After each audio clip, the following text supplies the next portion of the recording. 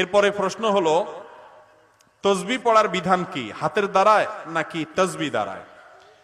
হাতের আঙ্গুলে তসবিহ গণনা করতে হবে নাকি তসবিহ দানা পাওয়া যায় যে সে মালা পাওয়া যায় সেগুলো ব্যবহার করা যাবে? এটা নিয়ে অনেক উলামা একরাম অনেকে বলেছেন যে তসবির এই মালা ব্যবহার করলে বেদাত হবে, আবার অনেক উলামা একরাম বলেছেন যে এটা ভালো, খারাপ কিছু নেই। এক্ষেত্রে মূলত যে হাদিসটি আমাদের লক্ষ্য রাখতে হবে তা হলো নবী করিম সাল্লাল্লাহু আলাইহি ওয়াসাল্লাম হাতের আঙ্গুলে তিনি তাসবিহ গণনা করতেন। তিনি তাসবিহ গণনা করতেন কিসে? হাতের আঙ্গুলে, এবং এটা তার নিয়মিত আমল ছিল। তিনি আঙ্গুলিয়েই তাসবিহ গণনা করতেন, এটাই সুন্নাহ এবং এটাই উত্তম। এবং তিনি মহিলাদেরকে একবার বলেছেন, ইয়া নিসা আল মুমিনাত মুমিনিন, হে মুমিনদের স্ত্রীগণ নারীগণ, আলাইকুম বিত্তাসবিহ ওয়াত তাহলিল, তোমরা তাসবিহ তাহলিল করবা। এবং তিনি আরো বলেছেন যে তোমা ফাকিদনা আনামিলাকুম, তোমাদের আঙ্গুলের মাথাগুলোর সাথে এইভাবে আগদ করবা, অর্থাৎ এভাবে 1 2 3 যেটা 3 বার এভাবে গুনবা। কেন? ফাইন্নাহুন্না মাসউলাত, কারণ কিয়ামতের দিন এই আঙ্গুলগুলো সম্পর্কে আল্লাহ জিজ্ঞাসা করবেন, এগুলোর দিয়ে তাসবিহ করেছো কিনা, আল্লাহর জিকির করেছো কিনা, গুনেছো কিনা, অমস্তান্তিকাত, এবং কিয়ামতের দিন এগুলো কথা বলবে, তোমার পক্ষে সাক্ষ্য দিবে। এজন্য হাতের আঙ্গুলে তাসবিহ পড়া উত্তম, সুন্নাহ, ভালো। তবে উম্মুল মুমিনিনদের কেউ কেউ এবং সাহাবীদের আরো কেউ কেউ বিভিন্ন বিচি, খেজুরের বিচি বা এটা সেটা, এগুলা দিয়ে তারা তাসবিহ গণনা করেছেন। নবী করিম সাল্লাল্লাহু আলাইহি ওয়াসাল্লাম দেখেছেন, তাদেরকে নিষেধ করেন নাই।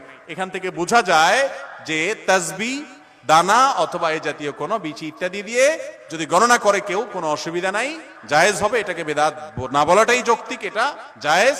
তবে উত্তম হলো কি দিয়ে করা, যেহেতু নবী সাল্লাল্লাহু আলাইহি ওয়াসাল্লাম করতেন, এবং এই আঙ্গুলের কর সাক্ষ্য দিবে কিয়ামতের ময়দানে এবং কথা বলবে এবং জিজ্ঞাসিত হবে সেই সম্পর্কে বলেছেন, এই জন্য এটা উত্তম।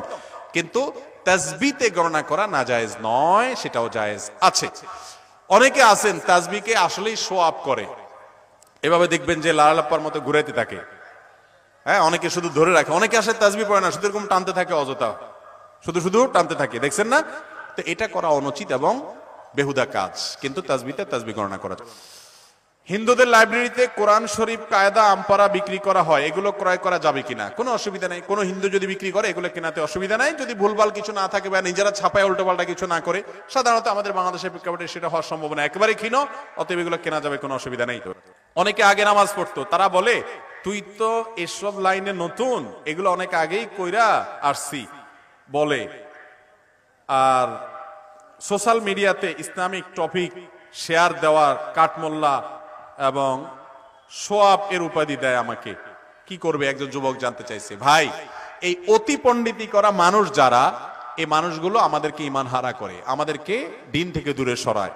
আল্লাহ তাআলা এই সমস্ত খারাপ বন্ধু থেকে আমাদেরকে বেঁচে থাকার তৌফিক দান করুন। নামাজ পড়ে আসছে অনেক, সে এখন ছেড়ে দিছে, তার মানে কি? সে বেঈমান হয়ে গেছে হয়তোবা। এই জন্য সে আপনাকে মনে করছে কি আর হবে। আল্লাহর প্রতি যার ঈমান নাই, সে হওয়া না হওয়ার কি বুঝবে?